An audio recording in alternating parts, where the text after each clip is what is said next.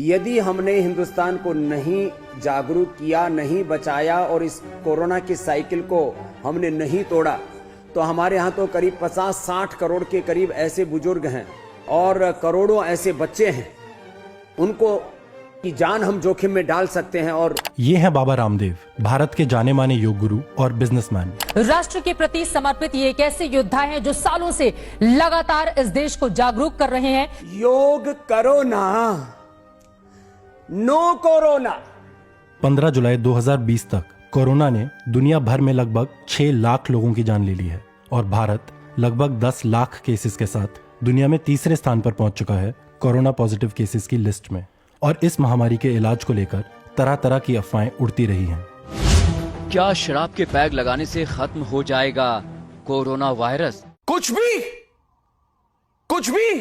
और इसी बीच पूरी दुनिया के साइंटिस्ट्स एक वैक्सीन या टीके की खोज में लगे हैं, पर अंदाजा ये है कि ऐसी किसी भी वैक्सीन के ह्यूमन ट्रायल्स खत्म होने में कम से कम 6 महीने 12 महीने, शायद उससे भी ज्यादा लगेंगे। दुनिया में आज तक कोई वैक्सीन ऐसा नहीं है जो 1 साल से कम में बना है। तो एक्सपर्ट्स का कहना है कि कोरोना से लड़ने का सबसे सक्षम तरीका मास्क पहनना, हाथ साफ रखना और दूरी बनाए रखना है।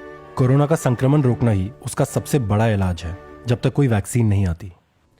बड़ी बात यह कि वैक्सीन तो जब आएगा तब आएगा, लेकिन कोरोना से बचने का नुस्खा स्वामी रामदेव ने तैयार कर लिया। तो 23 जून 2020 को बाबा रामदेव ने एक चौंका देने वाला दावा किया।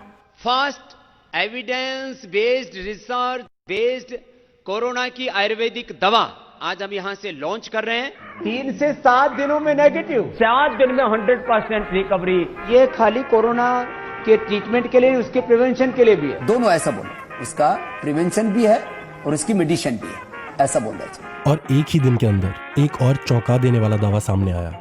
भारत सरकार के आयुष मंत्रालय ने किसी भी ऐसी दवाई का कोई दावा नहीं किया कि कोरोना की औषधि है। हमने ऐसा कोई लाइसेंस राष्ट्र के अंदर किसी को भी नहीं अभी दिया। और फिर एक ही हफ्ते में ये हुआ।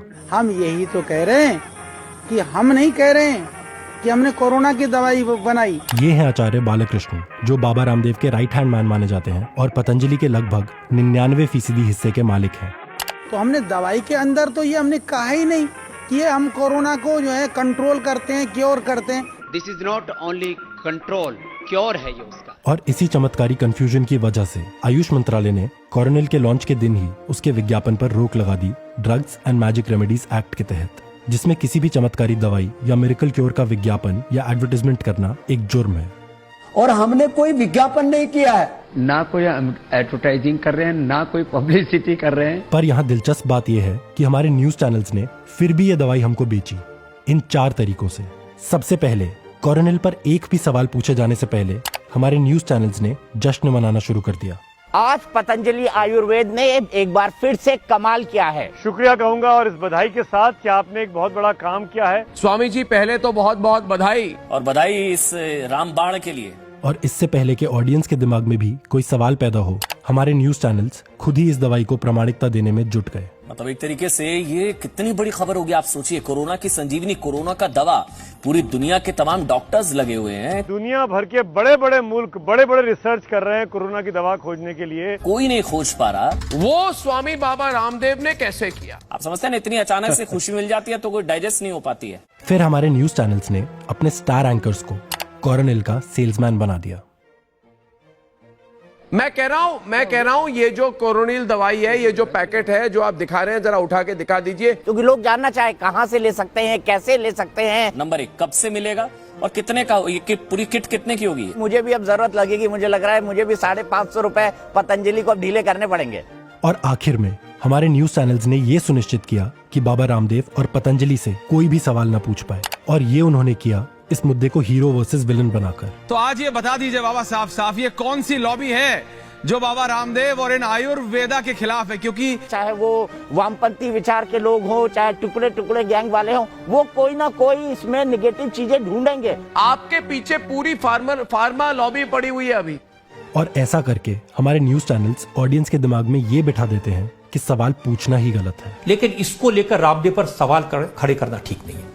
तो ये फर्क नहीं पड़ता कि सवाल कितना वैज्ञानिक है, कितना तथ्यात्मक है, सवाल पूछने वालों को ही विलन बना दिया जाता है। तो आपको ये भी पता है आपके इस वक्त बहुत दुश्मन होंगे।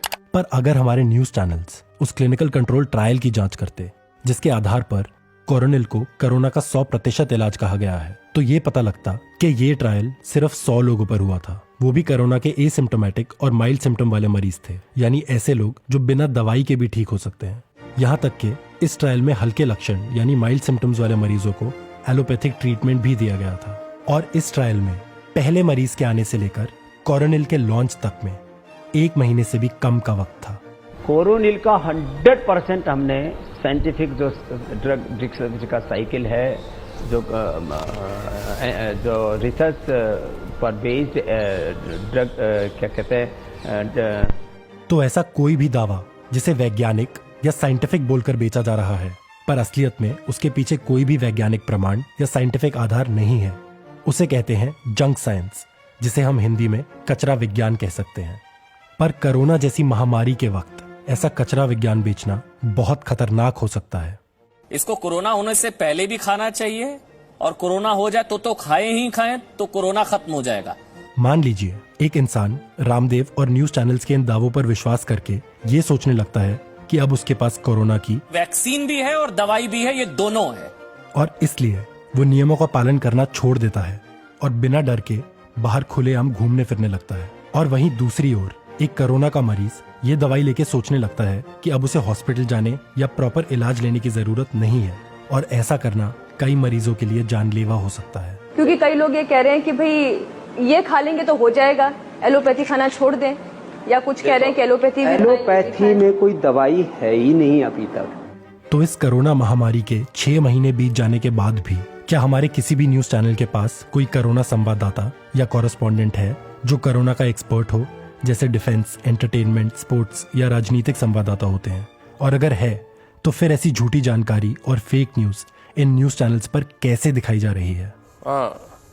यदि जवान व्यक्ति 100 बार और बुजुर्ग व्यक्ति 50-60 बार ऐसे डीप ब्रीदिंग कर लेता है, इसका मतलब उसको कोरोना नहीं है। और ये कोरोना काल में भी पहली बार नहीं था जब हमारे न्यूज चैनल्स ने बाबा रामदेव के दावों को जानकारी की तरह दिखाया। साथ में सरसों का तेल भी नाक में डाल दे तो यदि पूरे रेस्पिरेटरी ट्रैक में कहीं पर भी कोरोना होगा तो पेट में चला जाएगा, और पेट के जो केमिकल्स हो कोरोना को मार देते हैं।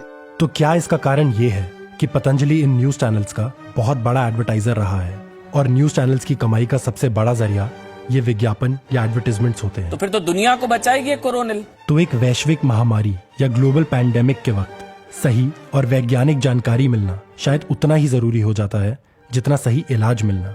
और ऐसे वक्त में हमारे न्यूज चैनल्स ने हमको ये अवैज्ञानिक और चमत्कारी दवाई बेच के क्या सही किया या गलत?